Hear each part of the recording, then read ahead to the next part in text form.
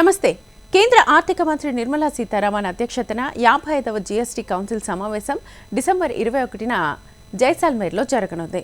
వాస్తవానికి ఈ సమావేశం నవంబర్లోనే జరగాలని భావించినప్పటికీ మహారాష్ట్ర, జార్ఖండ్ అసెంబ్లీ ఎన్నికలు, పార్లమెంట్ శీతాకాల సమావేశాల కారణంగా గతంలో జీఎస్టీ ద్వారా పరిశీలించిన వివిధ మంత్రివర్గ కమిటీల సిఫారసుల కారణంగా డిసెంబర్కు వాయిదా పడింది. కౌన్సిల్ ఇప్పుడు బయటకొచ్చింది.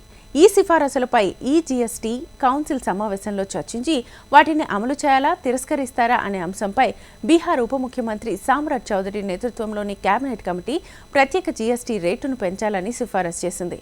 పొగాకు ఉత్పత్తులు, శీతల పానీయాలు, అలాగే రెడీమేడ్ దుస్తులపై 35% వరకు జీఎస్టీ కౌన్సిల్ యొక్క కేబినెట్ కమిటీ ఈ సిఫారసు ప్రకారం జీఎస్టీ రేటులో మార్పు తీసుకురావాలని సిఫారసు చేసింది.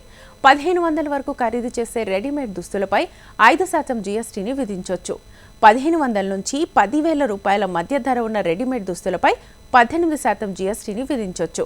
10,000 కంటే ఎక్కువ ఉన్న రెడీమేడ్ దుస్తులపై 28% జీఎస్టీ విధించవచ్చునని సూచించింది.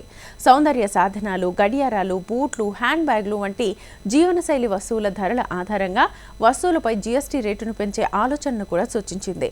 జీఎస్టీ కౌన్సిల్ సమావేశంలో ఈ మార్పులన్నీ చర్చకు ఆమోదించిన తర్వాత బట్టలపై విధించిన ధరల పరిమితిలానే ఈ లైఫ్ స్టైల్ వస్తువుల ధరలను బట్టి జీఎస్టీ విధించవచ్చునని సూచించింది. ఈ 3 సిఫారసులను అమలు గనక చేస్తే లేదా తిరస్కరించినట్లయితే పొగాకు మరియు శీతల పానీయాల ధరలు పెరిగిపోతాయి.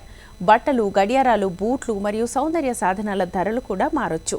ఈ మార్పులు వినియోగదారులకు అధిక ఖర్చులకు దారితీస్తాయి, పరిశ్రమలపై కూడా ప్రభావాన్ని చూపిస్తాయి.